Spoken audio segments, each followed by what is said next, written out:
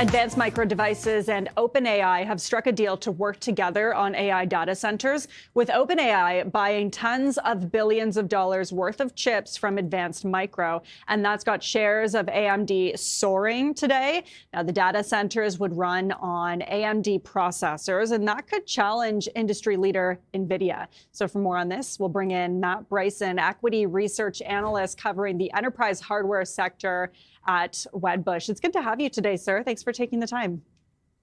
Thank you so much for having me. This latest deal announced by AMD and OpenAI seems big. How significant is it?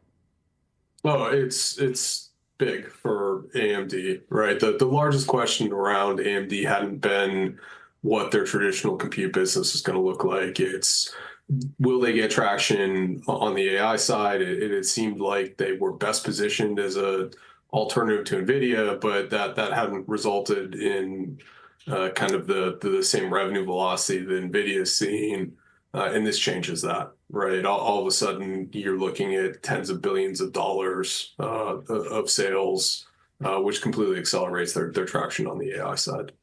Big for OpenAI too, though, right? I mean, there's a couple of big bonuses, I guess, or benefits you could say coming out of this deal for OpenAI. From an OpenAI perspective, you don't want to be captive to one supplier. And so OpenAI talked about building their own silicon. I expect at some point they will build their own silicon, but their timeline had looked really aggressive. It took Google and Amazon numerous years to get their projects rolling. OpenAI was trying to do it a whole lot quicker. This gives them a second source, which is important, and it gives it to them second half of next year.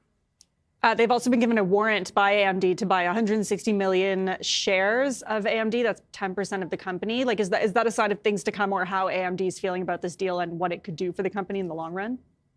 Well, I think that it incentivizes OpenAI to make things work, right? In the sense that if AMD's relationship with OpenAI works, then OpenAI stands to benefit not just from using its chips, but also from the share price gains of AMD stock. And so it aligns both companies to try to support each other in this endeavor more than just a supply agreement.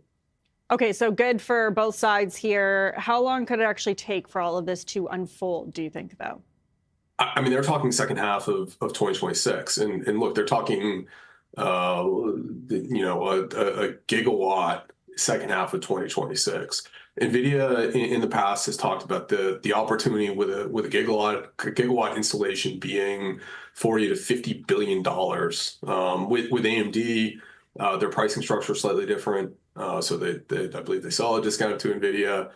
They don't have as much content on the networking side as NVIDIA does. But still, with that gigawatt, you're probably talking close to $20 billion, if not more. And so it shows up relatively quickly. And remember, AMD's been sub $2 billion a quarter at their peak on the AI side of their products. So this is huge. You mentioned this off the top, too, about how this could affect NVIDIA, the rival here. I mean, can you talk a little bit more about what this means for NVIDIA? From an NVIDIA perspective, I think that, you can look at it a little bit as lost opportunity in the sense that, yeah, that let's call it $20 billion worth of revenue would have looked great if it had gone to NVIDIA. At the same time, there's got to be some competition.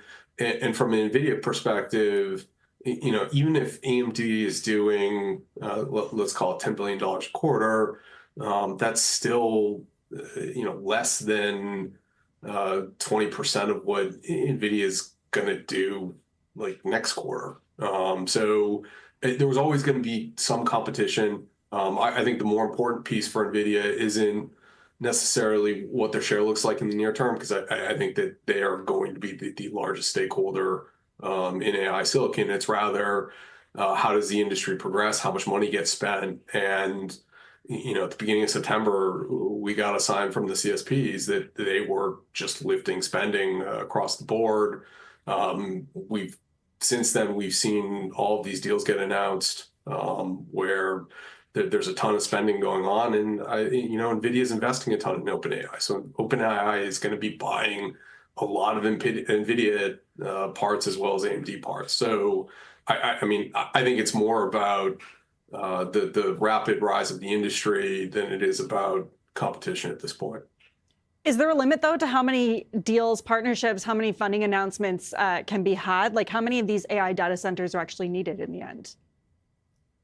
That's a good question. So the topic that's been coming up in conversations most often with my customers over the last couple of weeks has been Sora 2, or at least the last week has been Sora 2.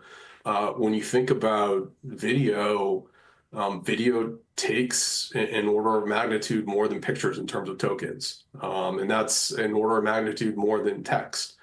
So, if video content takes off, then we're seeing a whole lot more demand for not just GPUs, but the entire infrastructure. In the same vein, when you're thinking about applications, I've run into commentary around a ton of consumer applications that are supposed to hit end of 26, 27. So new consumer devices, whether it's from OpenAI or Meta, they're going to take data center support.